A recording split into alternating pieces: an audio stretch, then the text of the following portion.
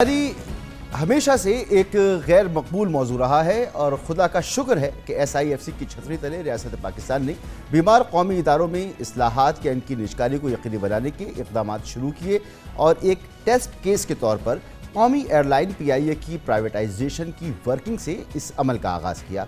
इस सिलसिले में तमाम कानूनी और मालियाती इंतजाम मुकम्मल कर लिए गए। PIA होल्डिंग कंपनी तश्कील से निजकारी के लिए स्कीम ऑफ अरेंजमेंट की मंजूरी दी गई। पिछले महीने PIA की खरीदारी में इजहार दिलचस्पी के लिए पेशकश तलब की गई। इंटरनेशनल इन्वेस्टर्स को मुतवज्जा कराने के लिए बैरून मुल्क रोड शोज़ किए गए। पिछले माह इजहार दिलचस्पी जमा कराने की तारीख में 15 दिन की तोसी भी की गई। कई हफ्ते मुतवातिर खबरें सामने आईं कि PIA की निजकारी के लिए जर्मनी, फ्रांस, तुर्की, मलेशिया, हॉलैंड, कतर और मुत्तहिदा अरब इमारात के सरमायाकार दिलचस्पी ले रहे हैं। सऊदी सरमायाकारों को भी PIA की निजकारी के लिए ऑफर की गई। गुमान था कि एमरेट्स और कतर एयरवेज की PIA पर खास नज़र है, ताहम ये तमाम कयास आराइयाँ तहलील हो गईं जब 8 इदारों की बिडिंग पर हतमी क्वालिफिकेशन स्टेटमेंट सामने आई, जिनमें 90% पाकिस्तानी कारोबारी इदारे हैं।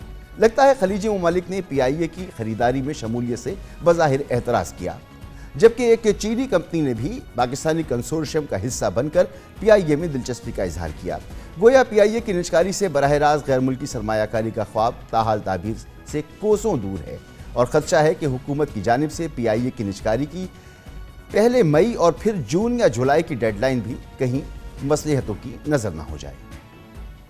साबिक़ निगरां वज़ीर निजकारी फवाद हसन फवाद ने न सिर्फ PIA की बरवक्त प्राइवेटाइजेशन की यकीन दहानी कराई थी, बल्कि खलीजी ममालिक की जानिब से PIA की नीलामी में दिलचस्पी के इजहार का भी बताया था और क़राइन व शवाहिद इसके बरक्स हमारे सामने। माजी की हुकूमतों में भी PIA की निजकारी के मुतादिद बार ऐलानात हुए, लेकिन हर बार सियासी मजबूरियाँ और पैल्पा और दीगर यूनियंस के एहतजाज की वजह से निजकारी का फैसला वापस लेना पड़ा। लेकिन इस बार IMF का शदीद इसरार है कि पाकिस्तान खसारे में चलने वाले कौमी इदारों की निजकारी के वादे के मुताबिक इसको यकीनी बनाए, इनकी निजकारी करे, जबकि SIFC ने कौमी एयरलाइन को खसारे से निकालने की ठान ली है। इसलिए उम्मीद की जा सकती है कि PIA की निजकारी का अहम संग मील किसी न किसी तरह अबूर हो सकता है। ये अहम मामला है, इस पर हम बात करेंगे। हमारे साथ मौजूद हैं साबिक़ वज़ीर ख़ज़ाना डॉक्टर मिफ्ताह इस्माइल साहब। बहुत बहुत शुक्रिया सर वक्त देने के लिए। डॉक्टर साहब फरमाइएगा, PIA की बिडिंग के लिए बड़े दावे किए गए, बड़ी कोशिशें हुई, बैरून मुल्क रोड शोज़ हुए, गैर मुल्की सरमायाकारों को अट्रैक्ट करने के लिए जो कुछ हम कर सकते थे हमने किया, लेकिन जब बिडिंग के बाद ये फहरिस्त हमारे सामने आई है तो लगता है कि इसमें तो पाकिस्तानी सरमायाकार 90% हैं जो जिन्होंने कोशिश की है कि वो इसको ख़रीदने के अमल का हिस्सा बने। तो लगता यही है कि बैरूनी मुल्क से जो सरमायाकारी आनी थी वो ख्वाब शर्मिंदा ताबीर नहीं हो रहा। जी, मैं ये समझता हूँ मसूद साहब के बड़ी अच्छी बिड्स आई हैं, मतलब बड़े अच्छी से मुरादी के बड़े अच्छे कम ग्रुप्स ने, पाकिस्तानी ग्रुप्स ने इसके अंदर इंटरेस्ट शो किया है। I am actually surprised at the number of people who have actually bid for it. और उसमें से अगर ये 8-9 हैं तो मेरे ख्याल से 4-5-6 इसमें सीरियस भी होंगे और 2-3 लोग पहुंचेंगे ड्यू डिलिजेंस के बाद आगे तक। तो मैं तो समझता हूँ कि ये बात ठीक है। देखें मसूद साहब, आप बाहर जो कंपनियां ऑलरेडी पाकिस्तान में काम कर रही हैं और जो नफ़े कर रही हैं उसके डिविडेंड हम तरसील नहीं करते। हम बोलते हैं अगर डॉलर की शॉर्टेज है तो 6 महीने डिले होता है, 8 महीने डिले होता है, साल डिले होता है। तो जब ऑलरेडी बाहर की कंपनियों को जो यहाँ पे काम कर रही हैं उनके प्रॉफिट्स हम ट्रांसमिट नहीं कर रहे तो नया आदमी कौन आएगा? मतलब अगर कोई एक और नॉट के PIA को ऐसी एसेट है कि कोई एमिरेट्स या कतर या इत्तेहाद इंटरेस्टेड हो, लेकिन कोई छोटी एयरलाइनें हैं जैसे कि अब शायद एयर अरेबिया या वो शारजा की कोई एयरलाइन इसमें किसी कंसोर्शियम में शामिल हैं, छोटी एयरलाइनें शायद आ जाएं, लेकिन कोई बड़ी एयरलाइन PIA तो बहुत ज़्यादा ट्रबल है, पाकिस्तान से डॉलर नहीं मिलेगा तो लोग नहीं आएंगे इसके अंदर। तो ये वही सवाल ना कि SIFC के तहत तो हम ये समझ रहे थे कि ख़ास तौर पे दोस्त ममालिक जो हैं हमारे गल्फ़ के ममालिक हैं वो इन्वेस्टमेंट करेंगे और उसके अलावा फिर दूसरे लोग करेंगे, तो वो ख्वाब शर्मिंदा ताबीर नहीं हो रहा, वो इन्वेस्टमेंट नहीं आ रही, तो उसके लिए क्या करना चाहिए? SIFC आपको चले किसी को ज़मीन ख़रीदनी है पाकिस्तान में रिफाइनरी लगाने के लिए या कोई गंदम ग्रो करने के लिए, तो SIFC उनको ज़मीन दिलवा देगा, रेड टेप काट देगा, कुछ मामला आसान कर देगा। SIFC डॉलर तो नहीं छाप सकता है। अगर स्टेट बैंक के पास डॉलर ही नहीं हुए कि वो दे सके बाहर के मुल्कों को उनके प्रॉफिट्स या उनके डिविडेंड्स, تو وہ SIFC اس کا کیا کر سکتا ہے؟ تو جو آدمی پاکستان میں پیسے لگا رہا ہے وہ یہ بھی تو سوچے گا نا کہ میں پاکستان میں نفع کروں گا تو میں ڈالرز کیسے لے کے جاؤں گا، جب یہاں پہ چائنیز پاور پلانٹس ہیں جن کے آپ نے پتہ نہیں کئی سو ارب روپے آپ نے ابھی ٹرانسمٹ نہیں کیے ہوئے، یا پاور سیکٹر نے نہیں دیا، یا اگر ان کو روپیہ مل گیا تو ان کو ڈالر نہیں ملے، تو نیا سرمایہ کار آنے سے پہلے دیکھے گا تو صحیح نا کہ بھائی جب چائنیز لوگوں کی کمپنیز کو پیسے نہیں مل رہے ڈالرز میں تو مجھ کو بھی وہ بھی اسی لائن میں لگنا پڑے گا. اب یہ 6 مہینے 8 مہینے 9 مہینے کی ڈیلے سے ہم دے رہے ہیں. تو اس وقت نیا سرمایہ کار آئے ڈائریکٹ انویسٹمنٹ میں بہت بڑے سرمایہ کار لے کر، یہ بڑی بات ہوگی. میرے خیال سے یہ مشکل چیز ہے. جون کے آخری ہفتے تک وزیر اعظم نے کہا اور وزیر خزانہ نے بھی کہا کہ یا جولائی کے پہلے ہفتے تک یہ نجکاری کا عمل مکمل ہو جائے گا.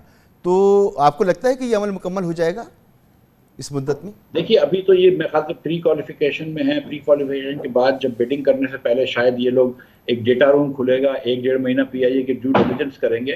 تو میرا نہیں خیال ہے کہ جولائی کے پہلے ہفتے میں ہو جائے گا، لیکن چلو جولائی نہیں تو اگست تک ہو جائے گا. 15 اگست تک ہو جاتا ہے، 14 اگست تک ہو جائے تو بڑی اچھی بات ہے. چلیں اگست نہیں سپٹمبر بھی ہو جائے تو ٹھیک ہے، لیکن میرا نہیں خیال ہے کہ جولائی میں ہوگا. آئی تھنک کہ اگست سے پہلے مجھے مشکل لگ رہا ہے. اور یہ کتنا ضروری ہے کہ IMF کے پروگرام سے پہلے یہ عمل مکمل ہو جائے تاکہ IMF کا اعتماد بحال ہو؟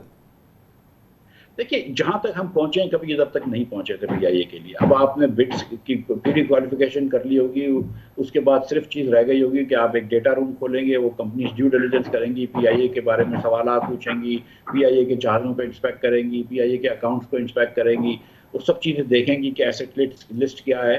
اس چیز کے اندر بہت جلد نہیں ہو سکتی، کچھ اس کا وقت لگتا ہے، وہ وقت درکار بھی ہوتا ہے کمپنیز کو، خریدنے والے کو بھی، اور ہم کو بھی یہ سوچ سمجھ کے کرنا چاہیے. تو میرا نہیں خیال ہے کہ اس میں IMF آبجیکٹ کرنا چاہیے. IMF کو آپ بتا رہے ہیں جب ساتھ کہ اتنی پروگرس ہو گئی ہے، دیکھو ہم نے فائنلائز کر لیا ہے، ہم یہ کرنے لگے ہیں، تو میرے خیال سے وہ تو ہو جائے گا. اور IMF سے نہیں کہ 3 سال کا پروگرام ہے تو آپ مطلب دھوکہ آپ صرف 3 مہینے کا ہی دے سکتے ہیں نا. اگر اگست میں نہیں ہوتا تو پھر IMF جو ہے آپ کو سپٹمبر کے پیسے دینا مشکل کر دے گا. ڈاکٹر صاحب SOEs کی نجکاری بہت امپورٹنٹ تھی اور IMF کا مطالبہ بھی ہے ہم سے، ان کا اصرار ہے کہ یہ فوری طور پر کی جائے، لیکن اس میں بھی کوئی پیش رفت نظر نہیں آ رہی. اگر پیش رفت ہے تو صرف اتنی کہ وزیر خزانہ اور نائب وزیر اعظم جناب اسحاق ڈار صاحب کے درمیان اختلاف نظر آیا ہے ہمیں. تو اس طرح کے اختلافات کی نجکاری کے عمل کو مزید سلو کر سکتے ہیں، متاثر کر سکتے ہیں؟ جی یہ اختلافات جو اندرونی اختلافات ہوتے ہیں وہ بھی ڈیلے کرتے ہیں. اس کے بعد یہ بھی دیکھنا ہے کہ گورنمنٹ کی ول کتنی ہے. PIA بڑا آسان تھا، صرف 8,000 یا 9,000 پرماننٹ امپلائیز ہیں. یہ کمپنی بڑے عرصے سے نقصان کر رہی ہے. یہ بہت مرتبہ پرائیویٹائزیشن کی بات ہوئی اور 10 سال سے PIA کی بات ہو رہی ہے. تو اب کوئی پولیٹیکل جواز بھی نہیں رہا کہ وہ بات کر سکے کوئی کہ PIA کو نہ کرو. جب آپ ڈسٹریبیوشن کمپنیز پہ آئیں گی، لیسکو پہ آئیں گے، فیسکو پہ آئیں گے، تو اس وقت جو ہے وہ حکومت کا ٹیسٹ ہوگا. اللہ کرے، میں دعا کرتا ہوں کہ یہ ٹیسٹ پاس ہو جائے. لیکن پچھلے ان کے جو رویے ہیں اور جو بہادری دکھائی ہے انہوں نے، اس سے لگتا نہیں ہے کہ یہ کر گزرے. اللہ کرے ہو جائے. اگر SIFC تھوڑی سی ان کو ہمت دلا دیتا ہے تو یہ شاید ہو جائے. اور یہ لیکن بہت ضروری ہے کہ ڈسٹریبیوشن کمپنیز اور سوئی گیس کی کمپنیز اور جتنی بھی کمپنیاں ہیں وہ پرائیویٹائز ہو جائیں. اور آج میرے خیال سے یہ بات بھی آئی ہے کہ کچھ ٹرین کی ریل کی کمپنیوں کو بھی پرائیویٹائز کرنا ضروری ہے. لیکن حکومت کا یہ بالکل، ہماری حکومت کا کام نہیں ہے کہ یہ ریل چلائے یا یہ پیٹرول پمپ چلائے. ان سب چیزوں کو نجکاری کرنا ضروری ہے، ورنہ یہ اصلاحات نہیں ہو سکیں گی، اور ورنہ یہ ان کی جو قیمتیں ہیں جو بڑھی گئی ہیں وہ کم نہیں ہو سکیں گی. جی جو بات آپ کہہ رہے ہیں وہی وزیر خزانہ بھی کہہ رہے ہیں، بالکل اسی طرح سے ہے. یہ کیبنٹ کمیٹی آف پرائیویٹائزیشن ایک بہت اہم کمیٹی ہوتی ہے. یہ ہمیشہ سے یہ کمیٹی، اس کی سربراہی وزیر خزانہ کرتے رہیں، لیکن اس دفعہ اس کمیٹی کی سربراہی نائب وزیر اعظم اور وزیر خارجہ جناب اسحاق ڈار صاحب کے پاس ہے، اور دونوں شخصیات کے درمیان اختلاف بھی موجود ہے. تو یہ جو ورکنگ ہوتی ہے حکومت کی ہر دفعہ، یہ اس سے ہٹ کر ایک چیز ہوئی ہے. تو اس کو آپ کس طرح سے دیکھتے ہیں؟ دیکھیے یہ حکومت کا اندرونی معاملہ ہے. یہ پرائم منسٹر کا ثوابدید ہے. پرائم منسٹر صاحب بہتر ہوتا کہ ظاہر ہے کہ ایک اگر آپ کسی کو وزیر خزانہ بناتے ہیں، وہ اسینشلی ڈپٹی پرائم منسٹر ہوتا ہے، آدھی چیزیں وہ کر رہا ہوتا ہے، تو اسی کے ہاتھ میں یہ چارج دے دیتے. لیکن پھر آپ کو پتا ہے کہ کچھ رشتہ داریاں اور کچھ دوسری چیزیں بھی ہوتی ہیں. تو مطلب آپ خیر کیا کہہ سکتے ہیں. بہت بہت شکریہ ڈاکٹر مفتاح اسماعیل صاحب، سابق وزیر خزانہ. آپ نے گفتگو سنی، اس کے ساتھ پروگرام کا وقت یہاں ختم ہوتا ہے. آپ سے اجازت چاہیں گے. اللہ حافظ.